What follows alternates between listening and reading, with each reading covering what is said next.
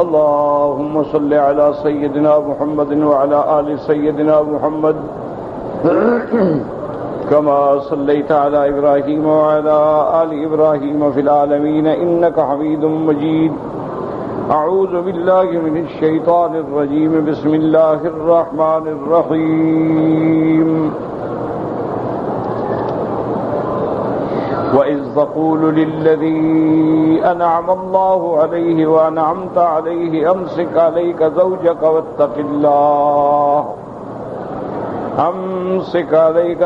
وَاتَّقِ اللَّهَ وَتُخْفِي فِي نَفْسِكَ مَا اللَّهُ مُبْدِيهِ وَتَخْشَى النَّاسَ وَاللَّهُ أَحَقُّ أَنْ تَخْشَاهُ. فلما قضى زيد منها وترا زوجناكها لكي لا يكون على المؤمنين حرج في أزواج أدعيائهم إذا قضوا منهن وطرا وكان أمر الله مفعولا.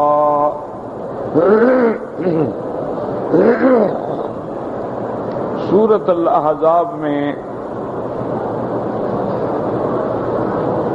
اللہ تبارک و تعالی نے سرکار دو عالم صلی اللہ علیہ وسلم کی عظمت، آپ کی رفعت شان اور اس کے ساتھ آپ کا ایذا پہنچانے والوں کے لیے تحدید و مذمت کا اظہار فرمایا ہے. سب سے پہلے اللہ تبارک و تعالی نے رحمت دو عالم صلی اللہ علیہ وسلم کو حکم دیا تھا کہ آپ اپنی بیویوں کو اختیار عطا فرما دیں، اور اس کا سبب بھی کیا تھا کہ انہوں نے حضور کو پریشان کیا.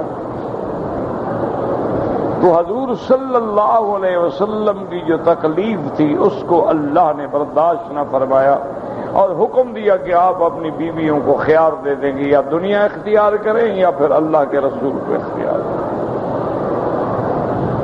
تو تمام بیویوں نے الحمدللہ اللہ اور اللہ کے رسول کو چن لیا اور حیات دنیا کو چھوڑ دیا. اور اس کے بعد اللہ تبارک و تعالی نے تنبیہ فرمائی کہ حضور کی بیویاں تم میں سے اگر کسی نے پھر اس قسم کی غلطی کی یا کسی نے بفاحشۃ مبینۃ کا معنی سوء الخلق سوء القول، کہ اگر تم لوگوں نے پھر پریشان کیا حضور صلی اللہ علیہ وسلم کو اپنی کسی بات سے، اپنے کسی عمل سے، اپنی کسی غلطی سے، تو پھر آپ لوگوں کے لیے دگنا عذاب ہو. یضاعف لها العذاب ضعفین. کیوں؟ تم اللہ کے نبی کی بیویاں ہو، تمہیں صحبت نبی اور صحبت رسول حاصل ہے.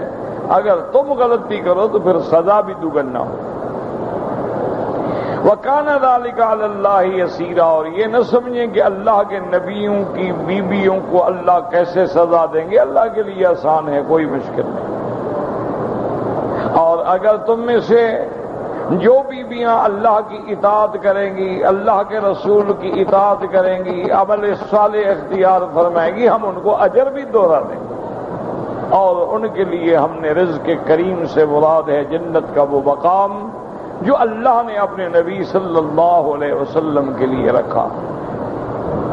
پھر اللہ نے ہدایات جاری کی کہ یا نساء النبی لستن کاحد من النساء ان اتقیتن، کہ حضور کی بیویاں تم عام عورتوں کی طرح نہیں ہو، تمہارا مقام بہت بلند ہے.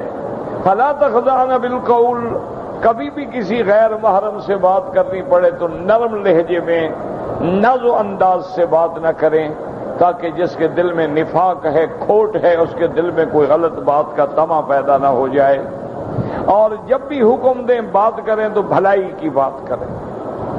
اور اس کے بعد حکم دیا وَقَرْنَ فِي بُيُوتِكُنَّ. اور اپنے گھروں کے اندر رہیں. عورت کے لیے پہلا پردہ اس کا گھر ہے.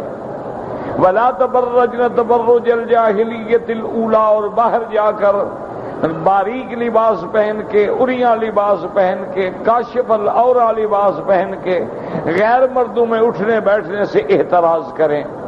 اقمنا الصلاۃ، نماز قائم کریں، زکوٰۃ ادا کریں، اللہ کے رسول کی اطاعت کریں۔ یہ ساری اصلاح کیوں ہو رہی ہے؟ اللہ یہ چاہتے ہیں کہ تم سے ہر قسم کی برائی کو دور کر دیں اور تمہیں پاک کر دیں، چونکہ تم پاک محمد کا گھرانہ ہو تو محمد بھی پاک ہے اور نبی کا گھرانہ بھی پاک ہے اور اس کا خدا بھی ہر عیب سے پاک ہے۔ اور پھر اللہ نے تنبیہ فرمائی تھی کہ وَاذْكُرْنَ مَا يُتْلَىٰ فِي بُيُوتِكُنَّ مِنَ الْكِتَابِ مِنْ آيَاتِ اللَّهِ وَالْحِكْمَةِ، اور تم اس بات کو تم یاد رکھو کہ تمہارے گھروں میں اللہ کا قرآن ہے، تمہارے گھروں میں اللہ کے نبی کی سنت پڑھی جاتی ہے، اور اللہ تبارک و تعالی انتہائی راز جاننے والے اور ہر بات کی خبر رکھنے والے ہیں۔ ان آیات مبارکہ کے بعد، اور اس میں نے عرض کر دیا تھا کہ اہل سنت والجماعت کا عقیدہ یہ ہے کہ تمام ازواج رسول، حضور کی بیویاں بھی اہل بیت، حضور کی بیٹیاں بھی اہل بیت، اور بیٹیوں کی اولاد بھی اہل بیت، اور جن پہ صدقہ لینا حرام ہے وہ بھی اہل بیت۔ الحمدللہ اہل سنت والجماعت جیسے ازواج رسول کا احترام کرتے ہیں، اسی طرح بنات رسول کا احترام کرتے ہیں، اسی طرح نواسہ رسول کا احترام کرتے ہیں۔ یہ ہمارا مذہب نہیں ہے کہ مرضی آئے تو حضور کی 3 بیٹیوں کا انکار کر دے اور مرضی آئے تو حضور کی پوری بیویوں کا اہل بیت سے انکار کر دیں۔ نہیں، اللہ کے قرآن سے اور فرمان رسول سے یہ بات ثابت ہو گئی کہ سب سے پہلے اہل بیت ازواج رسول اللہ ہیں، اور اس کے بعد حضرت علی ہیں، بی بی فاطمہ ہیں، حسن حسین ہیں، آل جعفر ہیں، آل عقیل ہیں، سب اہل بیت ہیں جن پہ صدقہ اللہ نے حرام کیا۔ اور ان آیات کے بعد پھر اللہ نے ارشاد فرمایا تھا کہ یہ نہیں ہے کہ عورتیں ہر حال میں ناقص ہوتی ہیں، نہیں، بلکہ اللہ نے عورتوں کو تو ایسی شان بخشی ہے کہ اسلام کے نقطۂ نظر میں عورتوں کے لیے مساوات ہے کہ ان المسلمین والمسلمات، مسلمان مرد، مسلمان عورتیں، ایمان والے مرد، ایمان والی عورتیں، والقانتین والقانتات، اطاعت کرنے والے مرد، اطاعت کرنے والی عورتیں، والصادقین والصادقات، سچ بولنے والے مرد اور سچ بولنے والی عورتیں، والصابرین والصابرات، صبر کرنے والے مرد، صبر کرنے والی عورتیں، والخاشعین والخاشعات، تواضع اختیار کرنے والے مرد، تواضع اختیار کرنے والی عورتیں، والمتصدقین والمتصدقات، خیرات کرنے والے مرد، خیرات کرنے والی عورتیں، روزہ رکھنے والے مرد، روزہ رکھنے والی عورتیں، والحافظین فروجہم والحافظات، اپنی شرمگاہوں کی حفاظت کرنے والے مرد اور حفاظت کرنے والی عورتیں، اللہ، اور والذاکرین اللہ کثیرا والذاکرات، اللہ کا ڈھیر ذکر کرنے والے مرد اور ڈھیر ذکر کرنے والی عورتیں، ان سب کے لیے اللہ نے مغفرت اور اجر عظیم تیار کر رکھا ہے۔ تو اللہ نے بتلا دیا کہ اسلام کی نظر میں تو تمام چیزوں میں عورت برابر ہے، اسلام میں برابر ہے، ایمان میں برابر ہے، اطاعت میں برابر ہے، صوم و سیام میں برابر ہے، صدقہ و خیرات میں برابر ہے، حج اور عمرے میں برابر ہے، تواضع اختیار کرنے میں برابر ہے، اللہ کے ذکر میں برابر ہے۔ اللہ نے تو کسی جگہ عورت کو کم نہیں کیا ہے۔ اللہ تبارک و تعالیٰ نے تو عورتوں کو بہت بڑا بلند مقام عطا فرمایا۔ اسی طرح آپ دیکھ لیں جیسے مردوں میں صحابی ہیں، عورتوں میں صحابیات، جیسے مردوں میں حضرت علی، حضرت حسن حسین اہل بیت ہیں، حضور کی بیٹیاں اور حضور کی بیویاں اور بی بی فاطمہ بھی اہل بیت ہیں، تو اہل بیت میں بھی مرد بھی ہیں، عورتیں بھی ہیں، صحابہ میں مرد بھی ہیں، عورتیں بھی ہیں، تابعین میں مرد بھی ہیں، عورتیں بھی ہیں، محدثین میں مرد بھی ہیں، عورتیں بھی ہیں، مفسرین میں مرد بھی ہیں، عورتیں بھی ہیں، فقہاء میں مرد بھی ہیں، عورتیں بھی ہیں، اولیاء اللہ میں مرد بھی ہیں، عورتیں بھی ہیں۔ جیسے اللہ کے مرد ولی گزرے ہیں اسی طرح عورتیں بھی اولیاء گزری ہیں۔ اور اللہ نے پھر عورتوں کو مقام بخشا ہے کہ اللہ نے عورت کو نبی کی ماں کا رتبہ دیا، نبی کی بیوی کا رتبہ دیا، نبی کی بہن کا رتبہ دیا، نبی کی بیٹی کا رتبہ دیا ہے۔ اللہ نے اتنا شان اونچا کر دیا ہے۔ اور اسی طرح پھر خاص بیویوں کو، جیسے بی بی مریم ہے، بی بی آسیہ ہے، بی بی خدیجہ بنت خویلد ہے، بی بی فاطمہ الزہرا ہے، ان کو اللہ نے فضیلت بخشی ہے۔ انسان اور جن میں جتنی عورتیں ہیں وہ سب سے افضل ہیں، سب سے اکمل ہیں، سب سے شان والی عورتیں ہیں۔ اگر اللہ نے کسی مقام پہ اب مرد کو فضیلت دی ہے تو اس کی حکمت ہے کہ نظام عالم بگڑ جائے گا جب تک کہ کسی کے کندھے پہ ذمہ داری کا بوجھ نہیں آئے گا. اس لیے اللہ نے خارجی ذمہ داری مرد پہ ڈالی ہے اور داخلی ذمہ داری عورت پہ ڈالی ہے. تو اللہ تبارک و تعالی نے ان آیات کو نازل کر کے ہمیشہ کے لیے عورتوں کی شان کو اونچا کر دیا. اور اس کے بعد ہم نے جو آیت پڑھی تھی اس میں اللہ تبارک و تعالی نے ارشاد فرمایا تھا کہ کوئی مرد ہو یا عورت ہو جب اللہ تبارک و تعالی فیصلہ فرما دیں تو ان کو اللہ کے رسول کے فیصلے سے کسی قسم کے اعراض کرنے کی اجازت نہیں ہے.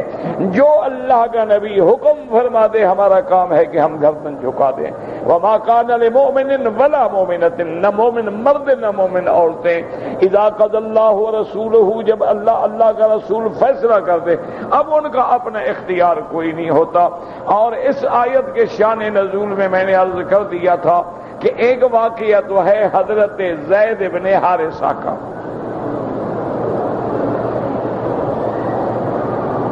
کہ حضور صلی اللہ علیہ وسلم نے حضرت زید کا پیغام بھیجا اپنی پھوپھی کی بیٹی بی بی زینب بنت جہش کو.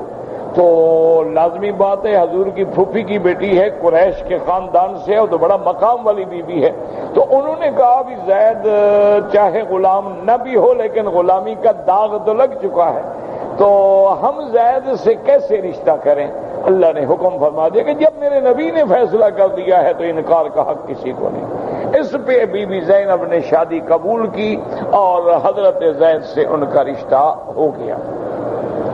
لیکن اسی کے ساتھ یہ بھی علماء نے مسائل نکالے ہیں کہ جب تم اپنی بیٹیوں کا رشتہ کرو یا اپنی اولادوں کا رشتہ کرو تو حضور کی حدیث ہے اختاروا لنطفکم، اپنے رشتے کے لیے ڈھونڈا کرو، تلاش کیا کرو. سب سے پہلے تو یہ دیکھا کرو کہ اگر لڑکا ہے تو دین والا ہو اور لڑکی ہے تو ذات دین والا ہو. اس کے بعد یہ دیکھا کرو کہ دونوں کا نسب خاندانی بھی برابر ہو. اس کے بعد یہ دیکھا کرو کہ دونوں کا مقام معاشرت بھی برابر ہو. تو یہ باتیں جو ہیں زندگی گزارنے میں معاون ہوتی ہیں. اب دیکھیں نا کہ ایک بالکل کسی ہاری کسی کمی کی خوبصورت بیٹی بڑے بڑے ذمہ دار لے کے اپنے لڑکوں، نتیجہ کیا نکلتا ہے کہ وہ نبھ نہیں سکتی، وہ ان کی تہذیب میں پنپ نہیں سکتی ہے، وہ ان کے معاشرے کے ساتھ چل نہیں سکتی ہے. تو اس لیے حکم ہوتا ہے کہ برابر رشتے کرنے کی کوشش کرو. اگر نہ ہو تو جائز ہے، مسئلہ سمجھو، ورنہ حضور کے برابر کون ہو سکتا ہے؟ سرکار دو عالم کی برابری کوئی کر سکتا ہے کہ حضور نے بھی تو اپنی بیٹیوں کا رشتہ کیا ہے. لیکن آپ نے بھی دیکھا کہ اپنی بیٹیاں کس کو دی؟ پہلے آپ نے اپنی بیٹیاں جو ہے اپنے حقیقی چچا عتبہ عتیبہ کے بیٹوں کو دی، اور اس کے بعد آپ نے اپنی بیٹیاں کس کو دی؟ حضرت عثمان غنی جو بنو امیہ خاندان کے چشم و چراغ اور سردار ہیں. بی بی فاطمہ کس کو دی؟ سیدنا علی رضی اللہ تعالی عنہ کو. تو اس لیے حکم ہے کہ اپنے رشتے جب کریں تو کفو کا خیال کیا کریں. باقی یہ ہمارے ہاں جہالت ہے کہ بعض قبائل ہوتے ہیں، راجپوت ہیں، بلوچ ہیں، افغان ہیں، وہ کہتے ہیں ہم اپنے خاندان سے باہر نہیں دیں گے. یہ جاہلیت، یہ بات جو ہے اسلام کے خلاف ہے. آپ یہ دیکھیں کہ اگر دوسرا رشتہ آپ کے ہم پلہ ہے، آپ کی برادری کا نہ ہو کوئی بات نہیں. اسی طرح یہ بھی دیکھا کریں کہ اگر خامد علم والا ہے تو لڑکی بھی علم والی ہو. ایسا نہ ہو کہ جاہل عالم کے ساتھ گزارا نہیں کر سکتی. اچھا، لڑکی اگر عالمہ ہے اور خامد جاہل ہے پھر بھی گزارا نہیں ہو سکتا. تو اس لیے حکم ہے کہ ہر بات میں لحاظ رکھا جائے. ان آیات مبارکہ کے بعد آج کی جو ہم نے آیت تلاوت کی ہے، اللہ فرماتے ہیں وَإِذْ تَقُولُ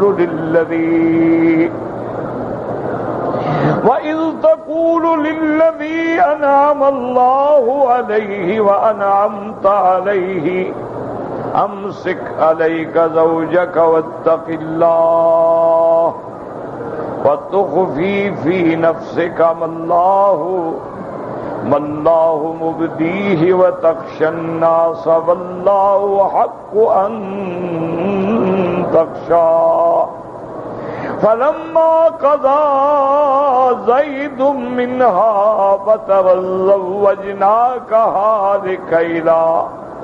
لكي لا يكون على المؤمنين حرج في أزواج أدعيائهم لكي لا يكون على المؤمنين حرج في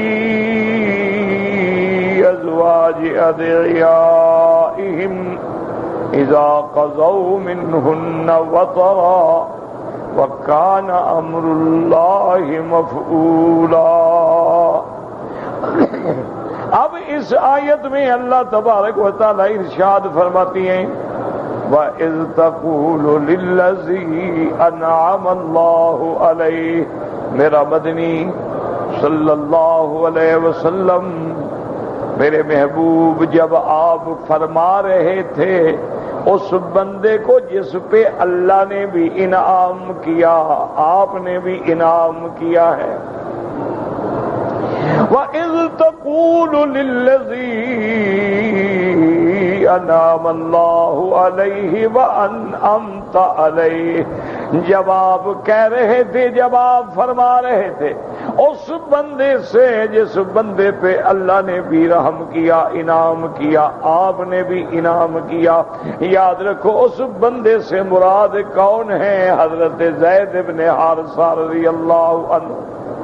اللہ نے انعام کیا کہ ان کو اسلام نصیب کیا. وَإِذْ تَقُولُ لِلَّذِي أَنْعَمَ اللَّهُ عَلَيْهِ، جس پہ اللہ نے انعام کیا. یاد رکھو اس سے بڑا انعام کیا ہے کہ اللہ نے حضرت زید کو اسلام نصیب فرمایا، اور اس کے بعد کتنا بڑا احسان ہے کہ صحبت محمد مصطفیٰ نصیب فرمائی. اس سے بڑا احسان کہ حضور کے صحابی بنے، اس سے بڑا احسان کہ حضور کے خدمت گزار بنے. اللہ نے فرمایا میرا مدنی، ہم نے بھی انعام کیا ہے اور آپ نے بھی اس پہ انعام کیا ہے. آپ نے اس کو اپنا بیٹا بنا لیا.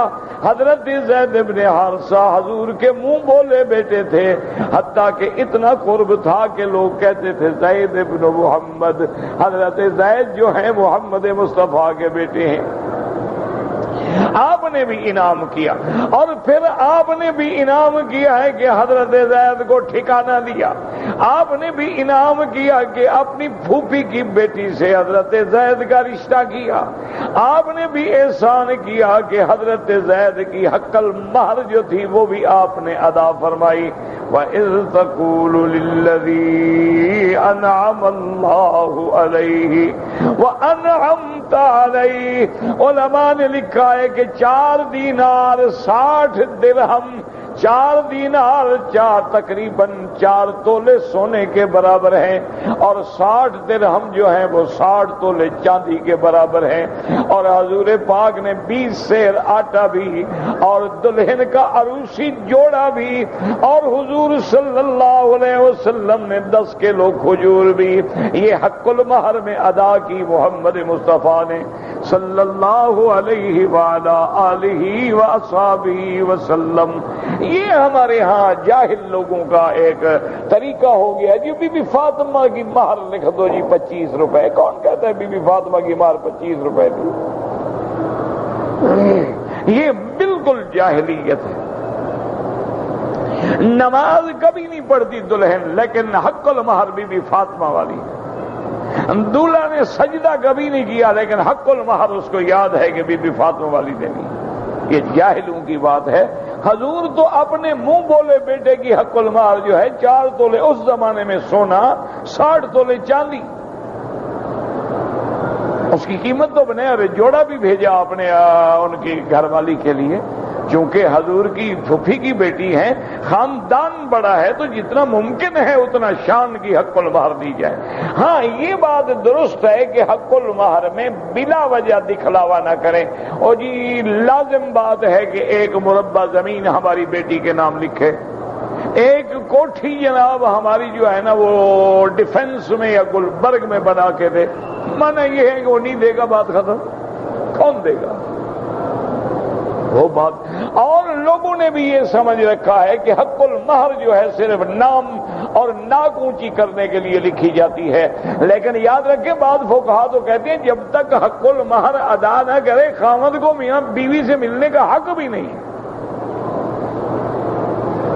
تو اس لیے حق المہر کو ایسے نہ سمجھا کریں یہ بیوی کا حق ہے، عورت کا حق ہے.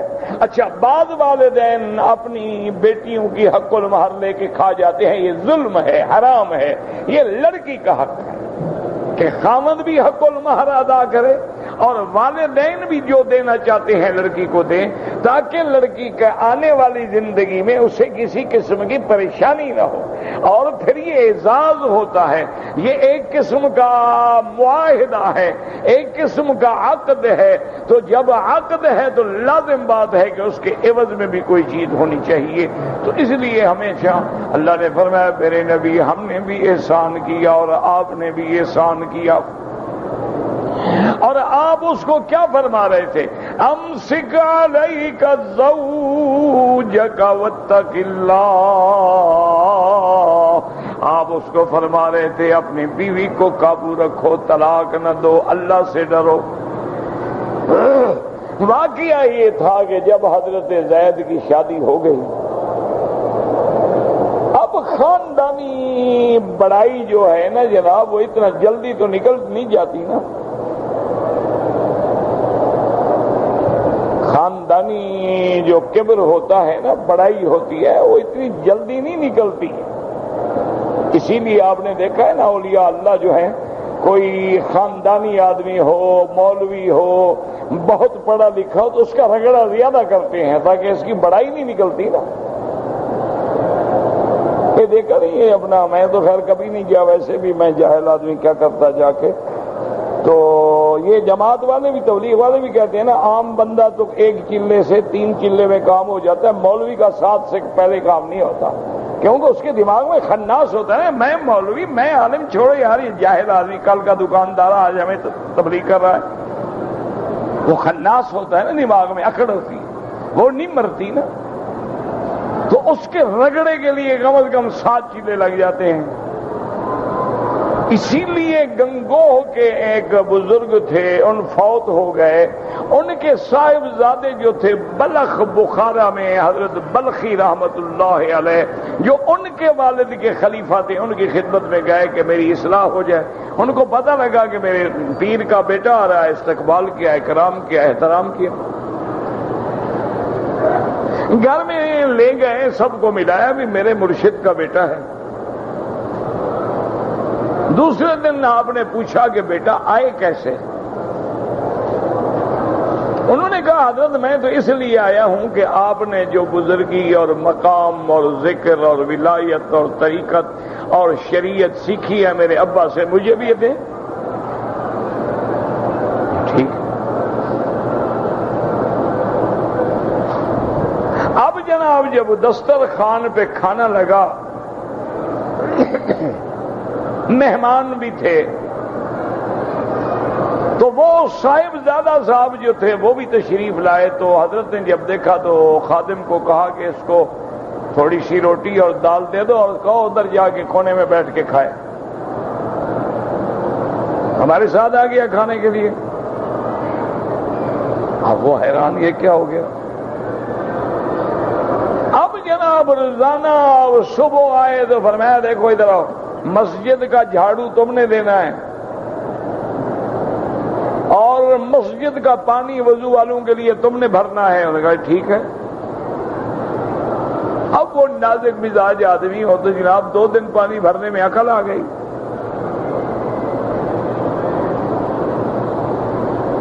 ایک دن اتفاق سے بیٹھے ہوئے تھے تو ایک بی بی کوئی بوڑھی عورت تھی، وہ کوئی ٹوکرا مٹی کا گھر کے کچرے کا لے کے جا رہی تھی. اس بیچارے کی جو ٹھوکر لگی تو اس کے بدن پہ بھی وہ کوڑا کرکٹ گرایوں. دیکھا کہنے لگا اچھا نہ ہوا گنگو، میرا گھر ہوتا نا، میرا علاقہ ہوتا، میں تمہیں بتاتا کیسے میرا کپڑے گندے کیے. تو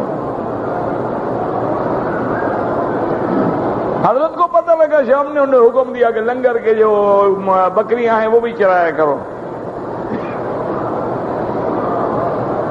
اب لوگ حیران پریشان کہ پہلے دن ہمیں لے گئے، استقبال ہو رہے ہیں، کھانے پک رہے ہیں، میرے مرشد کا صاحبزادہ، اور اب بیچارے کا یہ حشر ہے، کبھی بکریاں چراتا ہے، کبھی جھاڑو لگاتا ہے، کبھی غریب پانی بھرتا ہے۔ اس زمانے میں پانی بھی تو ڈول سے بھرے جاتے تھے، کون سے نل تھے، کون سی مشینیں لگی ہوئی تھیں۔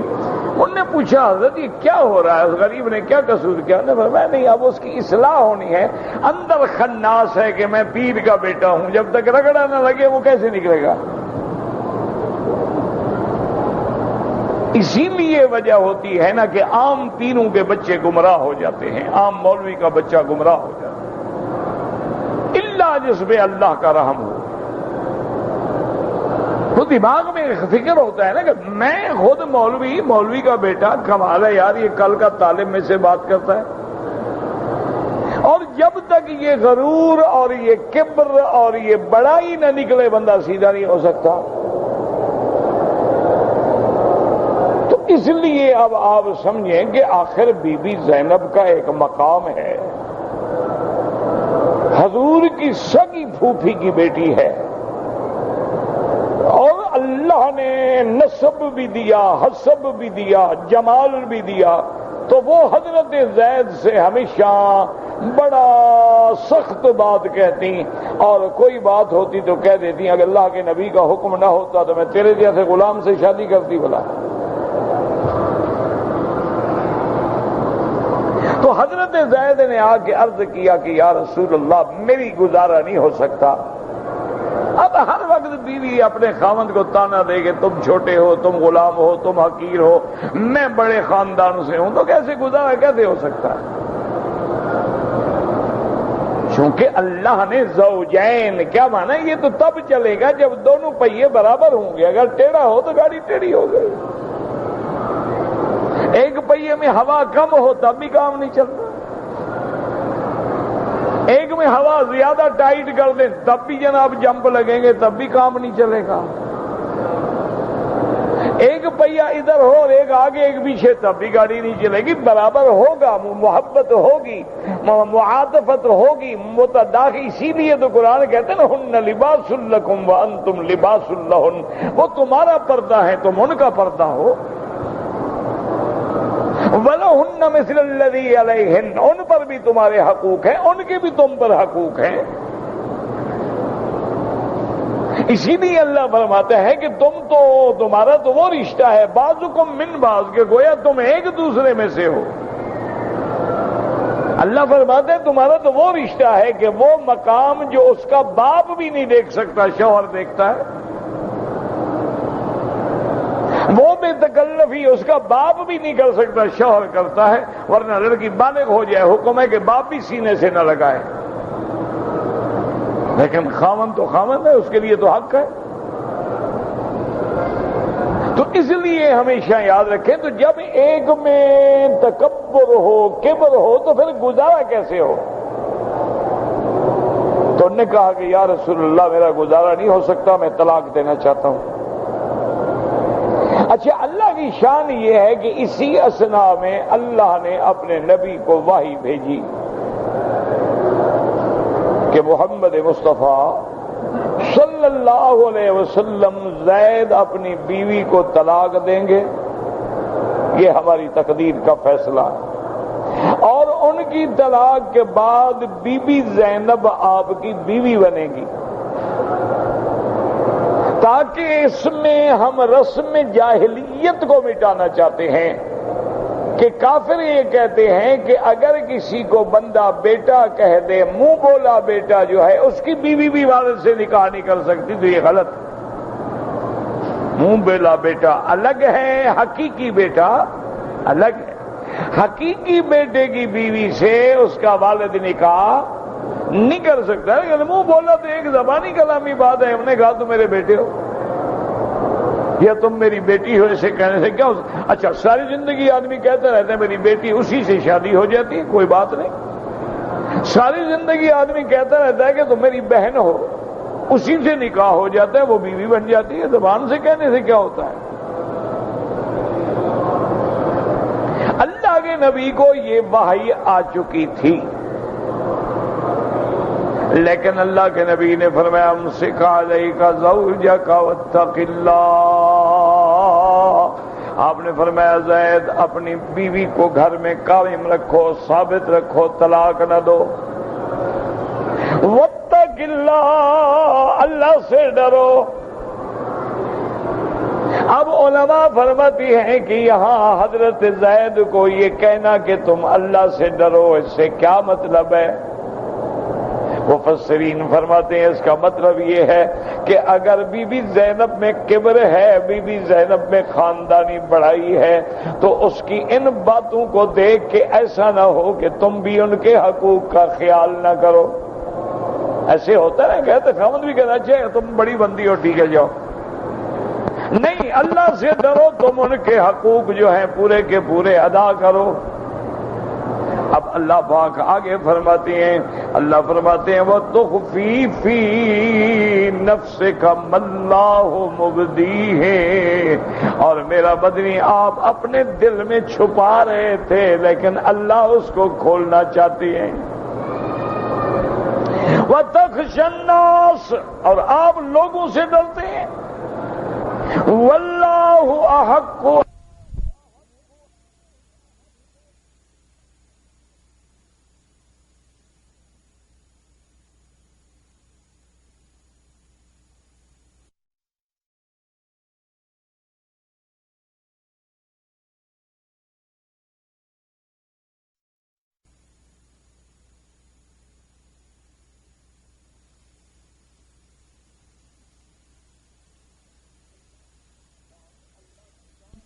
اللہ کی ذات کا ہے کہ بندہ اللہ سے ڈرے، بندوں سے کیا ڈرنا۔ اب اللہ نے بڑے میٹھے انداز میں اپنے محبوب کا عتاب فرمایا۔ اللہ نے فرمایا میرا مدنی آپ جو چھپا رہے ہیں اللہ اس کو کھولتے ہیں۔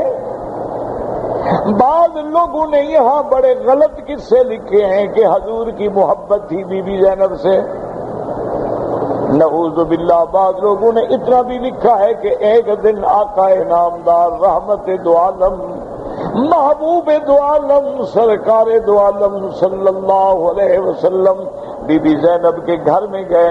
بی بی غسل کر کے اپنے صحن میں کھڑی تھی، بال کھلے تھے، حضور نے دیکھا تو حضور عاشق ہو گئے، نعوذ باللہ، لا حول ولا قوت الا باللہ۔ یاد رکھو ہر نبی پاک ہے اور میرا مدنی تو تمام پاکوں کا بھی امام اور سردار ہے۔ اور حضور نے کو پہلی دفعہ دیکھا تھا، حضور کی تو پھپھی کی بیٹی ہے، رات دن گھر آتے۔ یہ بالکل جھوٹ ہے، کہتے ہیں یہی بات حضور چھپا رہے تھے کہ دل میں تو عشق تھا نا بی بی زینب کا۔ بات یاد رکھو، اللہ فرماتے ہیں وہ تخفی فی نفسک، میرا مدنی آپ چھپا رہے تھے، مَاللَّهُ مُبْدِيهِ، اللہ اس کو ظاہر کرتے ہیں۔ یاد رکھو اگر عشق ہوتا تو اللہ ظاہر کر دیتے۔ اللہ فرما رہے ہیں نا کہ آپ چھپا رہے ہیں، ہم ظاہر کریں گے۔ وہ چھپانا کیا تھا کہ آپ کو تو پتہ تھا کہ حضرت زید نے طلاق دینی ہے، آپ کو تو پتہ تھا کہ بی بی زینب نے میری بیوی بننا ہے، تو کیوں چھپا رہے ہو؟ ہم کیوں چھپا رہے ہیں؟ آپ کو تو ہم واہی کر چکے ہیں، آپ کو خبر دے چکے ہیں کہ زید طلاق دے گا، آپ پھر کیوں روک رہے ہیں اس کو کہ طلاق نہ دو؟ آپ کیوں یہ باتیں چھپا رہے ہیں؟ ہم اس کو کھول کے رہیں گے۔ اور وہ کھولنا کیا تھا کہ اللہ نے نبی کا نکاح بی بی زینب سے کر دیا، یہی چھپا رہے تھے جو اللہ نے ظاہر کر دیا۔ یہ نہیں نعوذ باللہ کہ کوئی محبت تھی یا عشق تھا، یہ باتیں یہ تو جھوٹی۔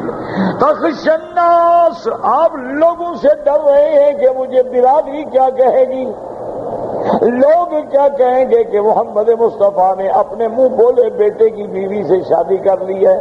لوگ تانا دیں گے، لوگ اعتراض کریں گے۔ اللہ نے فرمایا لوگ اعتراض لاکھ کرتے رہیں، لیکن جو چیز شریعت میں حلال ہے، جو میرے حکم میں حلال ہے، وہ تو میرے حکم کی اطاعت کی جائے گی، لاکھ لوگ کہیں۔ اصل بات تو یہ ہے کہ بندہ اللہ سے ڈرے، لوگوں سے کیا ڈرنا ہے۔ اس لیے یاد رکھیں۔ اچھا اب بات یہ ہے کہ حضور پاک نے رحمت دو عالم نے جب اللہ کا کعبہ بن گیا اور جب مکہ فتح ہو گیا تو حضور کی تمنا تھی کہ کعبہ جو ہے اس کو میں صحیح طریقے سے بناؤں. قریش نے پیسے ختم ہو گئے تو کعبے کو چھوٹا کر دیا. حتیم کی طرف 7 ہاتھ کے قریب جو کعبے کے اندر کی جگہ تھی وہ باہر چھٹ گئی. 2 دروازے ہوتے تھے، ایک جانے کے لیے ایک نکلنے کے لیے، انہوں نے ایک بند کر دیا ایک رکھ دیا. دونوں دروازے نیچے ہوتے تھے زمین پہ، انہوں نے ایک دروازہ اونچا لگا دیا کہ سیڑھی کے بغیر کوئی چڑھ بھی نہیں سکتا، تاکہ جس کو چاہے جانے دیں جس کو چاہے نہ جانے دیں. تو حضور کی تمنا یہ تھی کہ میں کعبے کو دوبارہ بناؤں، جو حصہ کعبے سے باہر رہ گیا ہے اس کو بھی اندر شامل کروں، دروازے بھی 2 لگاؤں، ایک جانے کے لیے ایک نکلنے کے لیے، اور دونوں دروازے بھی زمین پہ ہوں، کوئی اونچا نہ ہو تاکہ ہر آدمی آتا بھی رہے جاتا بھی رہے. لیکن حضور نے فرمایا عائشہ لولا حدیث احد، تمہاری قوم اگر نئی نئی اسلام میں داخل نہ ہوتی تو میں کعبہ بناتا، لیکن یہ لوگ ابھی ابھی اسلام میں آئے ہیں، میں کعبہ بناؤں گا تو کہیں گے دیکھو اللہ کے نبی نے ہمارا بنا ہوا کعبہ بھی توڑ دیا. تو جس بات میں اندیشہ ہو کہ لوگ بلا وجہ باتیں کریں گے اس بات پہ آدمی عمل نہ کرے تو کوئی حرج نہیں. جیسے کہ فقہا نے مسئلہ لکھا ہے کہ مثلا عید کی نماز ہے، امام نماز پڑھا رہا ہے اور پیچھے ماشاءاللہ 50,000 کا مجمع ہے، امام نے آیت پڑھ لی جس میں سجدہ آتا ہے، فقہا لکھتے ہیں سجدہ تلاوت چھوڑ دے تاکہ ایسا نہ ہو کہ 20,000 آدمی کی نماز خراب ہو جائے. کیوں؟ کسی کو پتہ لگے گا کسی کو پتہ نہیں لگے گا. تو اس لیے اگر آدمی لوگوں کے فتنے میں مبتلا ہونے کی وجہ سے ڈرے تو کوئی حرج نہیں، جیسے کہ کعبے میں. لیکن یہاں اللہ فرماتے ہیں آپ لوگوں سے کیوں ڈرتے ہیں، آپ کو تو اللہ سے ڈرنا چاہیے. تو دونوں باتوں کو سمجھیں. اگر کوئی ایسا کام ہے جس پر شریعت کا کوئی حکم متعلق نہیں ہے، اس میں آدمی اگر لوگوں کی رعایت کرتے ہوئے چھوڑ دے تو کوئی حرج نہیں. جیسے کعبۃ اللہ کا دوبارہ بنانا کوئی شریعت کا حکم نہیں تھا، اللہ کا حکم نہیں تھا، تو اگر نبی نے چھوڑ دیا تو ٹھیک ہے. لیکن جہاں شریعت کا حکم ہو وہاں نہیں چھوڑ سکتے، وہاں کسی سے نہیں ڈرنا ہوگا. یہاں شریعت کا حکم تھا کہ حقیقی بیٹا الگ ہے، منہ بولا بیٹا الگ ہے، حقیقی بیٹی الگ ہے. کسی کو ہم منہ بولی بیٹی کہہ دیتے ہیں، بہن کہہ دیتے ہیں، بیٹی کہہ دیتے ہیں، اماں جان کہہ دیتے ہیں، امی کہہ دیتے ہیں، تو ہماری حقیقی ماں تو نہیں بن جاتی. اس لیے حکم تھا کہ میرا نبی آپ لوگوں سے ڈرتے ہیں، چاہیے یہ کہ آپ اللہ سے ڈریں. چھوڑے لوگ باتیں کرتے ہیں کرنے دیں. اور اس کے بعد فرماتے ہیں فلما قضا زید منها وطرا.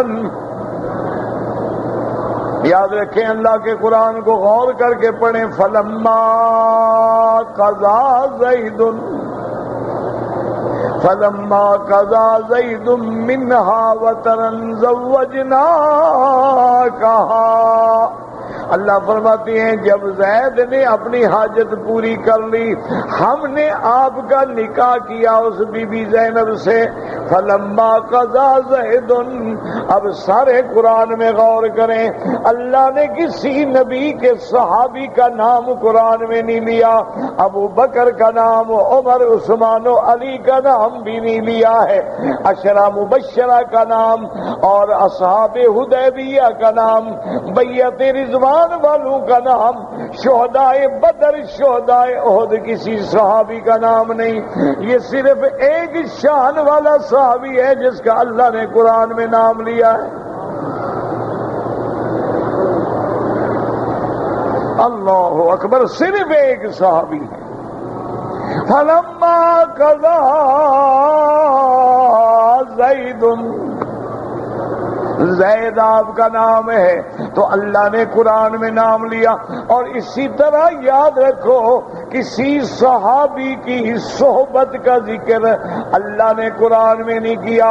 ایسے فرما دیا والسابقون الاولون من المہاجرین والانصار، اور کہیں فرما دیا لقد رضی اللہ عن المؤمنین، اور کہیں فرما دیا ان الذین یبایعونک ید اللہ فوق ایدیہم، اور کہیں فرما دیا والذین معہ اشداء علی الکفار رحماء بینہم، اور کہیں فرما دیا اولئک هم المؤمنون حقا. لیکن کسی کی صحبت کا ذکر قرآن میں نص قطعی میں نہیں ہوا. وہ ایک شان والا آدمی ہے جس کی صحابیت کا ذکر قرآن میں ہے، وہ ابو بکر ہے. کہہ دو رضی اللہ. جب صحابی کا نام آئے نا کہہ دیا کرو رضی اللہ عنہ.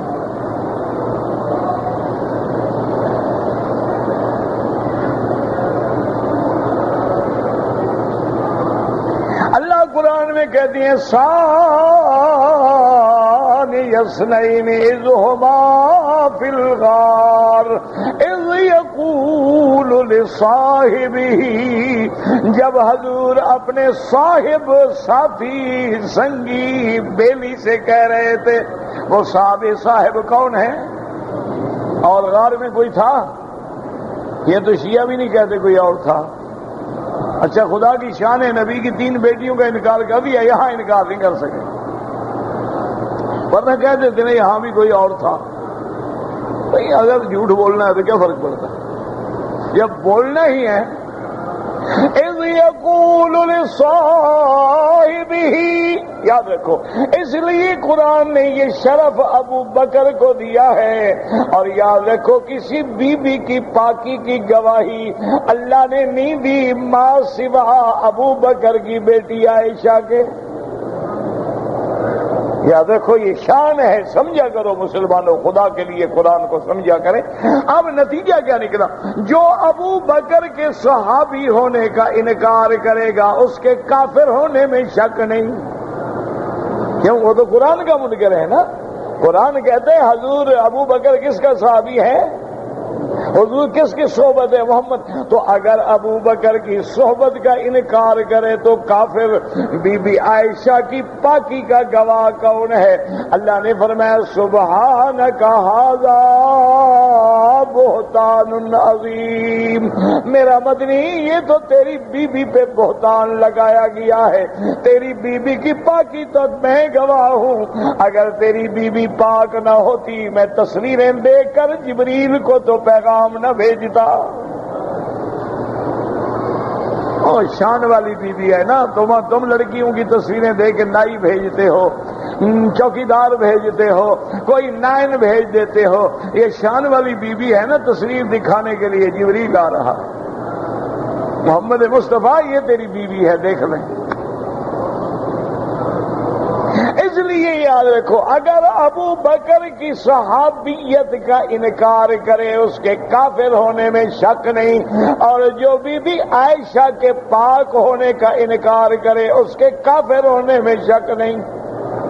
کوئی جھگڑا نہیں، کسی امام کے نزدیک گنجائش نہیں.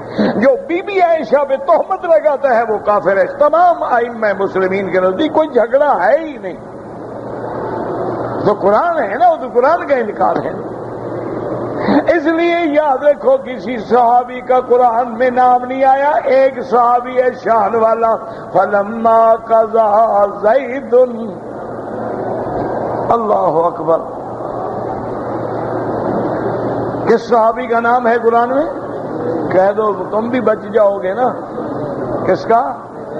یاد رکھو کیا مطلب ہوا. میرا نام لو مکی، کوئی فائدہ نہیں، ڈھیلے کا بھی فائدہ نہیں. جب زید کا نام لوگے اللہ فرماتے 30 نیکیاں تیری لکھ دوں گا، 30 گناہ بڑھا دوں گا. کیوں زید قرآن کا لفظ ہے، اس میں 3 لفظ ہیں، زا یا دال، تو ہر حرف پہ 10 نیکیاں ملتی ہیں۔ یہ وہ شان ہے میرے مدنی کے صحابی کی، جس کا نام لو تو 10 نیکیاں مل جائیں۔ فلما قضا زید، اب بات سمجھیں کہ اور کسی صحابی کا نام نہیں آیا، اس کا آخر کیوں آیا؟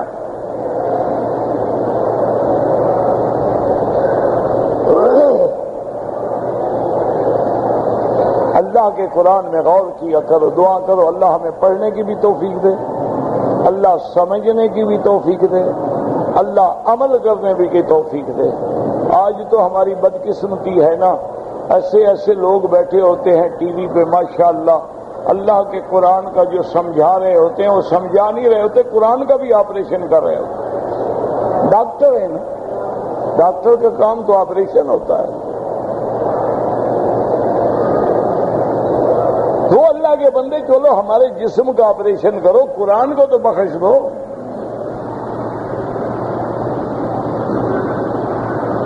اس لیے یاد رکھو، لوہے کا کام ہو تو لوہاروں کے پاس جایا کرو، سونے کا کام ہو تو سونار کے پاس جایا کرو، اور جوہر کا کام ہو تو جوہری کے پاس جایا کرو، قرآن کا کام ہو تو قرآن والوں کے پاس جایا کرو، حدیث کا کام ہو تو حدیث والوں کے پاس جایا کرو۔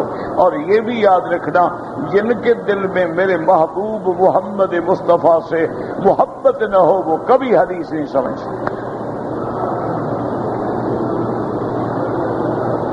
اب دیکھو اللہ نے آخر نام، فلما قضا زید منہا بطرا زوجناکہا۔ علماء نے لکھا، اللہ ان کی قبروں پہ کروڑوں رحمتیں کرے، علماء نے فرمایا چونکہ زید کا نام کیا مشہور ہو گیا تھا، زید ابن محمد، محمد کا بیٹا، اللہ نے فرمایا ادعوہم لآبائہم، میرا مدنی اپنے صحابہ کو، اپنی امت کو حکم دیں کبھی کسی کو دوسرے باپ کے نام کے ساتھ نہ پکارا کریں، ہر بچے بچی کو اس کے اصلی باپ کے نام کے ساتھ پکارا جائے۔ تو اب لوگوں نے پھر زید ابن محمد کے بجائے زید ابن حارثہ کہنا شروع کیا، وہ حارثہ کے بیٹے تھے۔ اللہ نے فرمایا زید، میں نے تیرے نام کے ساتھ محمد کا نام کاٹ دیا ہے، لیکن تیرا نام قرآن میں لکھ کے قیامت تک زندہ کر دیا ہے۔ وہ جو حضور کا نام کٹا نا، اللہ نے بدلہ دے دیا۔ معمولی بات ہے زید ابن محمد حضور کا نام ہو۔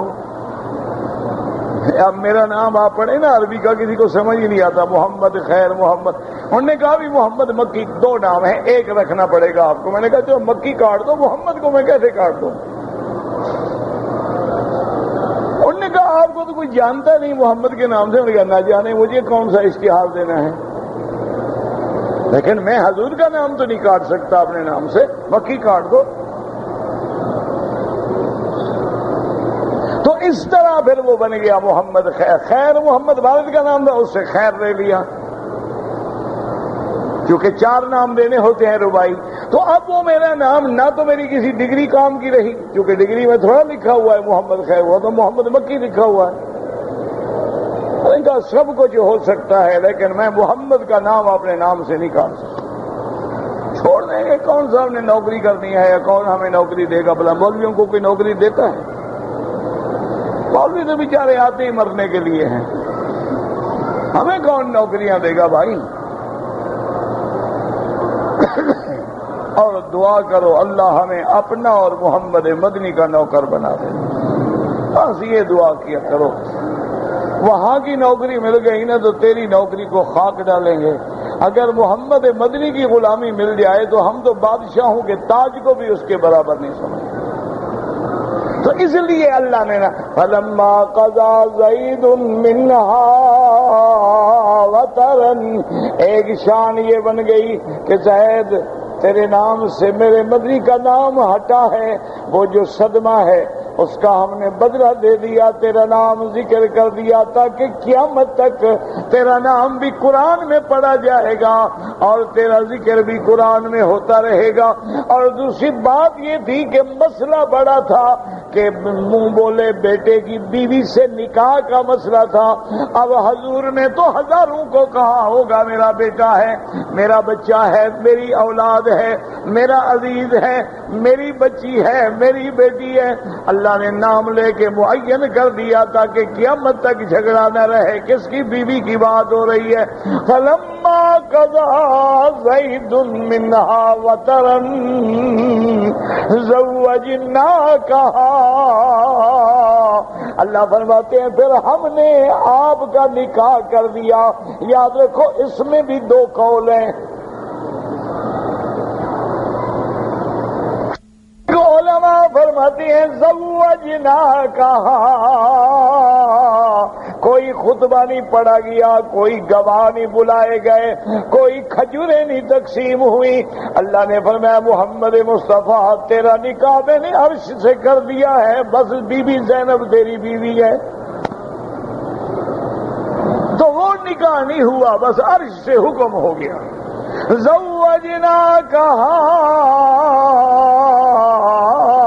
اور بعض علماء فرماتے ہیں نہیں، اس کا معنی یہ ہے کہ حکم تو ہم نے عرش سے دیا لیکن حضور کا باقاعدہ نکاح ہوا، خطبہ ہوا، گواہ ہوئے ہیں اور دونوں باتیں درست ہیں۔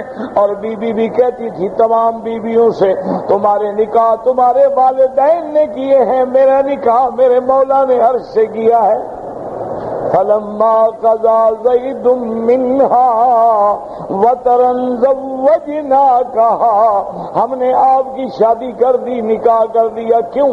لکی لا یکون علی المؤمنین حرج، قیامت تک ایمان والوں کے بارے میں کوئی بات نہ ہو، فی ازواج ادعیائہم اذا قضوا منہن وطرا، جب اپنے منہ بولے بیٹے ان کے اگر کسی کو بیٹا بنائے، وہ تبنا بنائے یا یتیم خانے سے اٹھا کے بیٹا بنا لیں یا کسی سے مانگ کے اپنی گود میں ڈال لیں، اللہ نے فرمایا ان کی بیویاں تمہارے لیے حرام نہیں ہوتی۔ حقیقی بیٹا الگ ہوتا ہے، منہ بولا بیٹا الگ ہوتا ہے، یہ تو صرف تمہارے منہ بولے بیٹے ہیں۔ وَكَانَ أَمْرُ اللَّهِ مَفْعُولًا، اللہ نے فرمایا میرا مدنی جو فیصلہ ہم کر چکتے ہیں، جو حکم ہم کر دیتے ہیں وہ ہر حال میں ہو کے رہے گا، اللہ کا حکم نافذ ہوگا، ہم نے جو حکم دے دیا وہ نافذ ہو گیا۔ تو اس طرح بی بی زینب جو ہے زینب بنت وہ اللہ نے حضور کی بیوی بنائی۔ اب یاد رکھو اللہ کے انعام دیکھو، پہلے کیا فرمایا تھا، وَإِذْ تَقُولُ لِلَّذِي انعم اللہ علیہ وانعمت علیہ، جس پہ اللہ نے احسان کیا آپ نے بھی احسان کیا، اللہ نے اسلام دیا، اللہ نے صحبت نبی عطا فرمائی، آپ نے بیٹا بنایا، آپ نے شادی کرائی، احسان کیا۔ اب اللہ نے پھر بدلہ دیا، سب سے بڑا انعام دیا کہ زید کا نام قرآن میں ذکر کر دیا۔ اور اللہ پاک نے چونکہ بی بی زینب کو زید کے نکاح کے لیے کہنے والے کون ہیں؟ محمد مصطفیٰ ہیں، لیکن بی بی کو یہ بات ناگوار گزری تھی، اللہ نے بی بی کو بھی بدلہ دیا۔ اگر تمہیں زید کا نکاح ناگوار تھا لیکن تم نے میرے نبی کا حکم مان کے قبول کیا تھا، ہم بھی تمہیں بدلہ دیتے ہیں، محمد مصطفیٰ کی بیوی بناتے ہیں۔ اللہ آپ کو ہمیں بھی قرآن سمجھنے کی توفیق دے۔ وآخر دعوانا ان الحمد للہ رب العالمین۔ اب نے کسی کے گھر سے صفائی کرنی ہے، گاڑی کے سامان اٹھانا ہے، اس کے حارث کو بغیر مانگے آپ نے 4-5 ریال دے دیے، وہ جائز ہے۔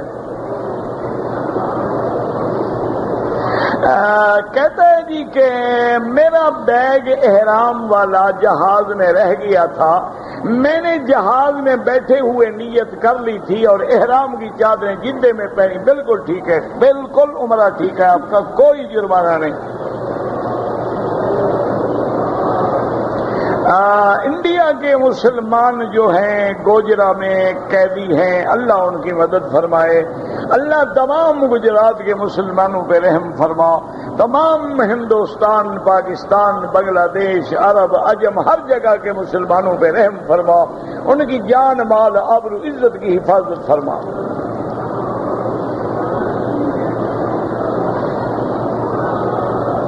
امام ابو حنیفہ رحمت اللہ علیہ یہ نہیں کہتے کہ 2 رکعت سنت اگر پہلے نہ پڑھی، یہی بات مسئلے کو سمجھتے نہیں ہے نا، مشکل یہ ہو جاتی ہے۔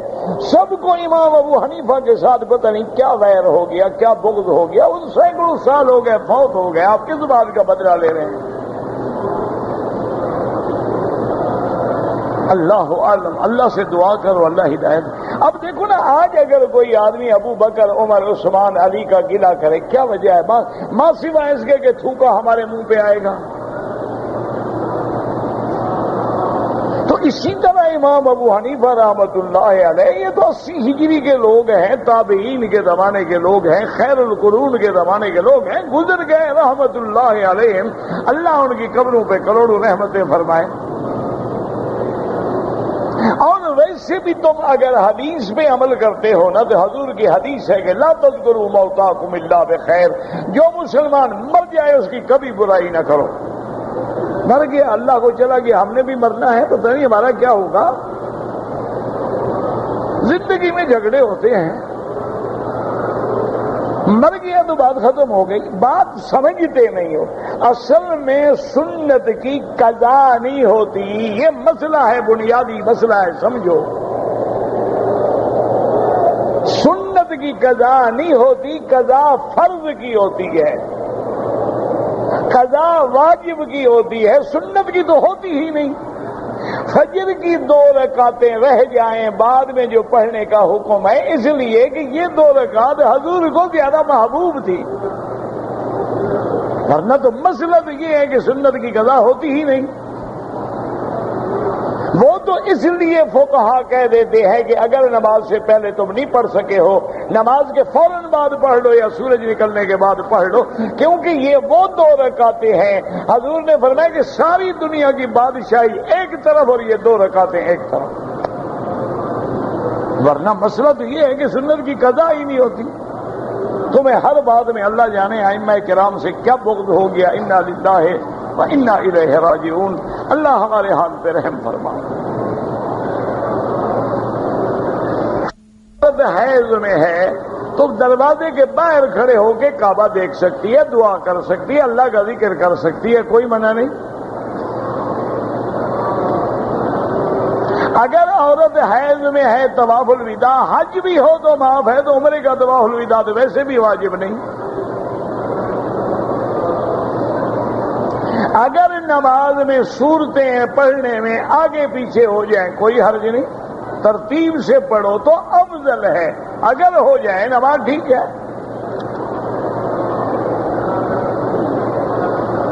اگر عصر کے بعد کسی نے 2-3 طواف کر لیے، مغرب کے بعد 2 رکعت پڑھ لے۔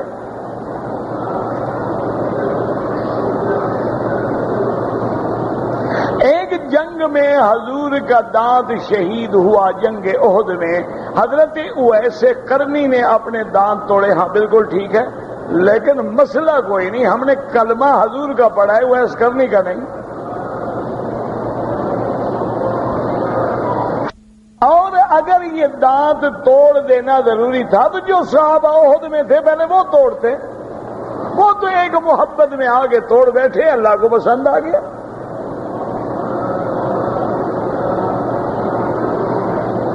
حضرت بلال نے اذان نہیں دی تو دن نہیں ہوا، تو آج کل بھی تو حضرت بلال اذان نہیں دیتے، دن کیوں ہو رہا ہے؟